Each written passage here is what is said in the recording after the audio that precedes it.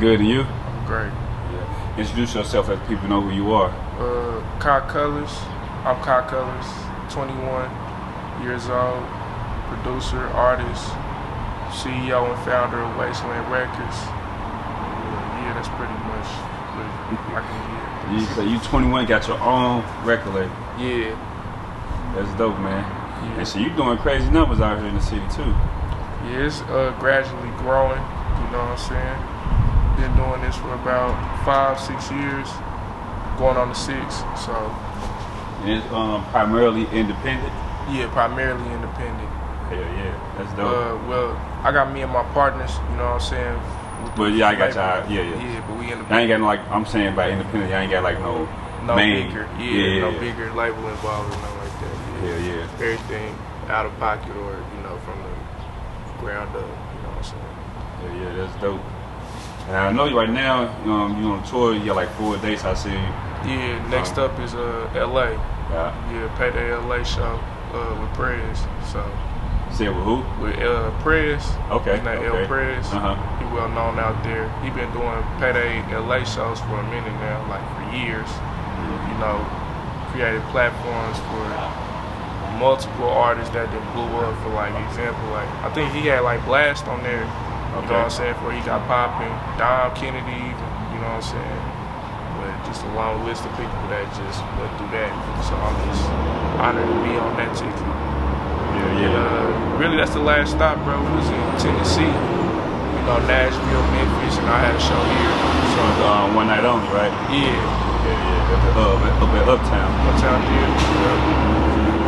This for the World of Women EP. Correct. Just kind of. Yeah. I mean, branding it as that, you know what I'm saying? I got I got a catalog that I still go into, you know what I'm saying? That's more prominent than that. Yeah, just like the World of Women EP, that was just like a surprise drop. Keep my listeners engaged, you know, fiending for something new. What's next to come, no, that's gonna be my, you know, my bag, like my best work. It was like an album, maybe finna drop. Or I mean, it may be an album tape, you know, just when you see the run coming, it's gonna be, you know, you gonna feel it more than like, okay, you just put something out, creating a moment. But yeah. Yeah, you got the I say you did the but the 1-800, that song with Southside Dane. Yeah, I like that song, man. Got a good vibe to it, man. Appreciate it. Yeah. You say it kind of remind me of what's the guy name? Brent. How am I say his last name? Faiyaz. Yeah. Yeah, that's actually one of my favorite artists right now. Him, Baby King. It's a few like newer artists that just been like, alright, that's somebody who just got it. No effort. They just got it. You know what I'm saying? But I wouldn't say I pulled my inspiration from that though. You know what I'm saying? But you say you didn't? I get that comparison. But that's what I was just gonna say. If I was to put you like, that's what I would compare your music to. I'm sure you got your own style, but it's like what they call it, that toxic R&B. Right. Yeah. I don't want to be toxic no He said, for real, all my bad. I don't want to be toxic no more. Yeah. Like, at these shows, have you ever had like some women doing some crazy things, probably throw like the bra on the stage or something like that, or try to just, you know, after the show, try to approach you on that? Oh yeah, that's my life, bro. That's my life. You know, I mean, I never got no panties thrown on the stage. That's a goal. But that's a goal. But nah, shit, nothing like that. It be like with me, my supporters, my fans, they actually, you know, treat me as if I was like a bigger artist, which is, you know, here that's rare. You know what I'm saying? So I really do appreciate that they, you know, show the love. Sometimes it do get weird, you know, especially with the women. But shit, I can't stop them. I can only, you know what I want to do. You know what I'm saying? Have you ever had somebody confront you about their lady or something? Yeah. I don't give a fuck. Like, yeah, you gotta take niggas. You should take that over her, man, cause she loud there. You hear me? Yeah. I ain't just hop on her. You hear me? Hey, That's the rule, bro. These women gonna do what they want to do. Let them do it. At the end, they never approach the man. Yeah. Facts. Vice versa on the woman's side, never approach the lady. You hear me? You hear me? Yeah.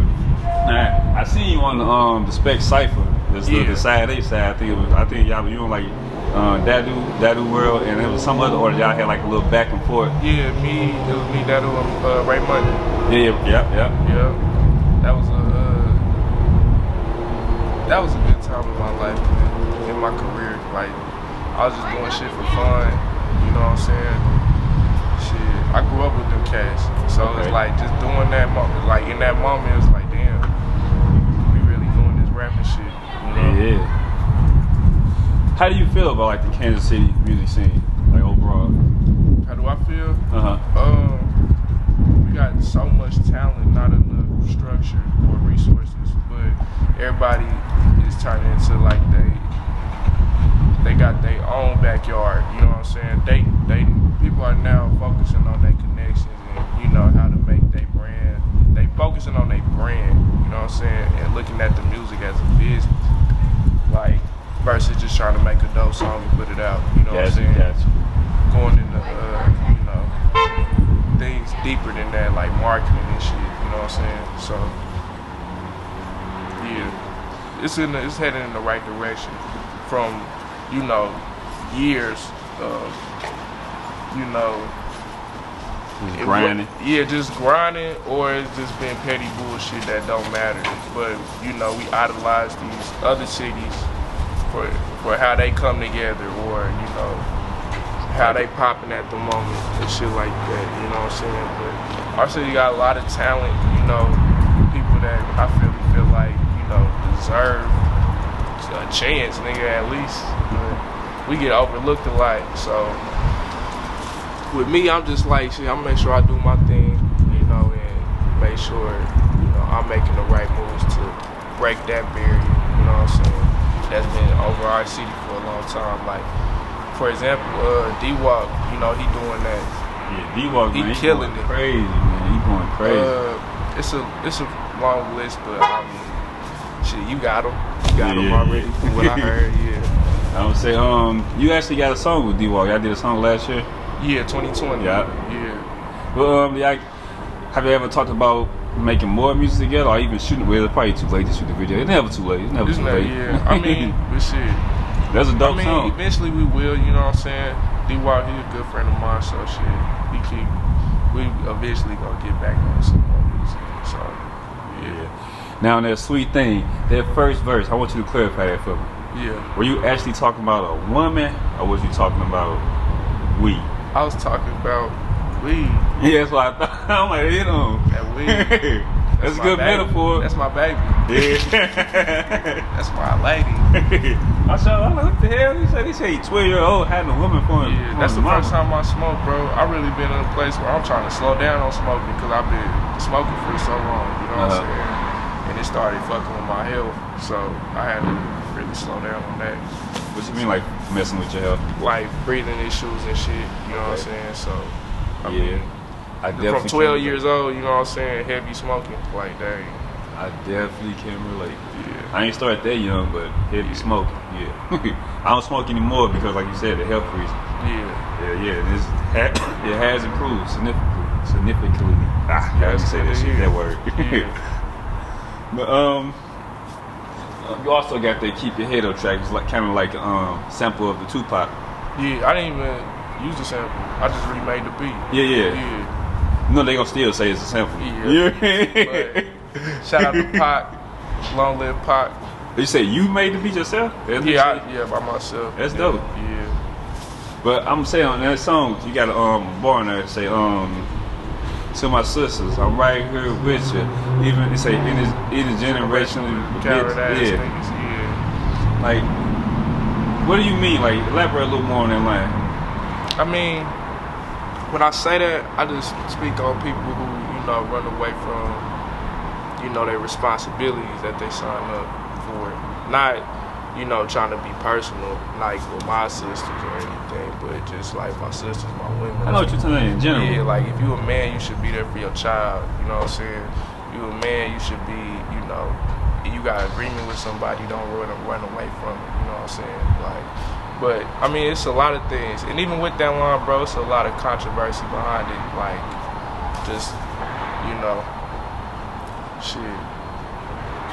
People gonna take that how they take it. You know yeah, I tell you, like you said, it's a whole lot of different angles you could take it. Shit, for like you say, for example, what you just said, like for as men not standing on their principles and morals. Right, simple as that. Yeah. Our men specifically, because there's an issue in our community.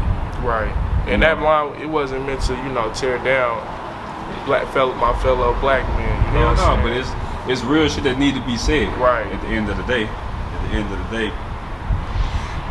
That speaking about that, Children of the Ghetto. Yeah. Just in that, it's a short film, but it's like a video at the end too. Also, the message in the song and the message also in the video is like what I got from it is systematic racism. Before, like with the teachers, he told, you ain't gonna be shit. You're gonna be dead before you graduate high school or whatever. I'm sure a lot of young black men, black children have heard that coming up in these schools where it's teachers, white teachers who don't give no fuck about them, and they're not really teaching them. They don't give a fuck. They don't feel like they gonna make it anywhere, so they feel like they wasting their time. Right. They just there to get their student loans paid off. People don't really know that. These teachers, they get their student loans wiped off. They go into like an urban school for a certain amount of years. Then they leave. Yeah, that's why they come. That's why they come there. Yeah, that's one of my teachers had told me that. Because I went to all black school. We had black teachers, but it was more white staff and shit like that. You know what I'm saying? But systematic racism, like that's something I really just been digging into since like middle school. You know what I'm saying? And school to prison pipeline, that kind of shit. Figuring out how if I can't change that, how can I create a better situation for the kids that's going through that? You know what I'm saying? So further down the line in my career, hopefully I could come up with some type of center where kids can really get just an outlet. You know what I'm saying? From that, because like we in the world, like you can't escape that. They making you go to school. You know what I'm saying? They making you do certain shit.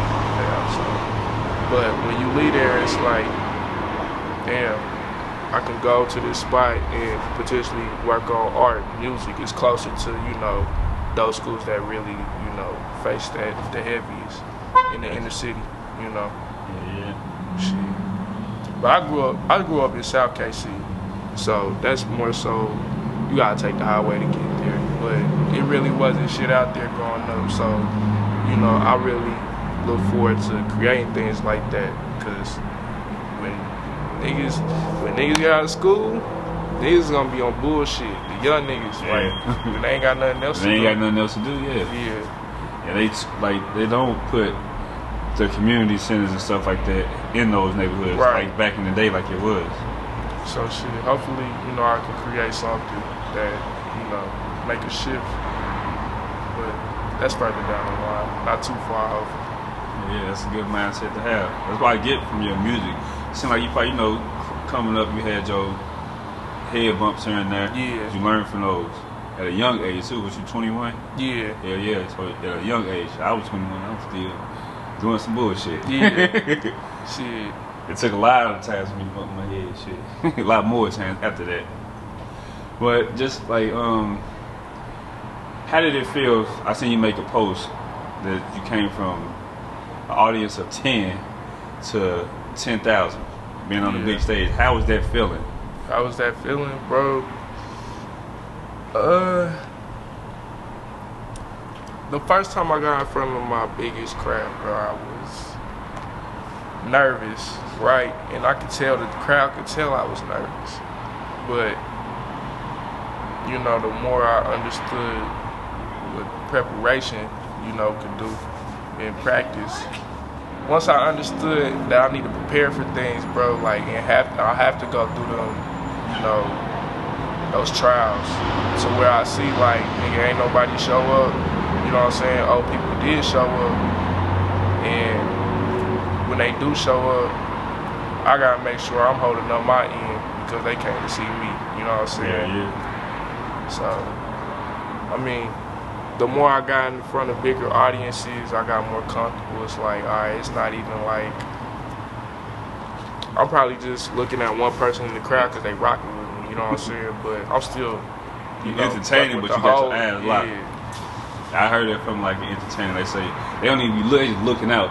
They ain't looking at nobody. They just That's how I used to do it, but shit, I start getting in my thoughts if I'm not engaged with what's going on right now. So I try to, you know, interact with the fans during my performance. Yeah. You know, I picked up on that as I've seen other performers that I was like, oh yeah, he doing his thing. So I just picked up on it. You know, the more shows I do, you know, I get better as a performer. Cause I love to entertain people, bro. Like, just perform for them at least, you know. So, along with being a great artist, producer, you know, I'm really trying to be the full package. But that work gotta be put in repetition. So, yeah. So, just coming to the end here. Yeah. Do you have any last words you'd like to share? Or any announcements, anything? Not no announcements. I just want to thank you, bro, for just reaching out and having me pull up for this interview. You know what I'm saying? Shout out Wasteland. We in the building. KC, that's the town. And yeah, go stream WOW. Go stream Whip Love by Faith. New music on the way this fall. Let them know where they can find you at on social media. At Kye Colors. That's at KYECOLORS. Yeah, on all socials. You can Google me. Yeah. For sure.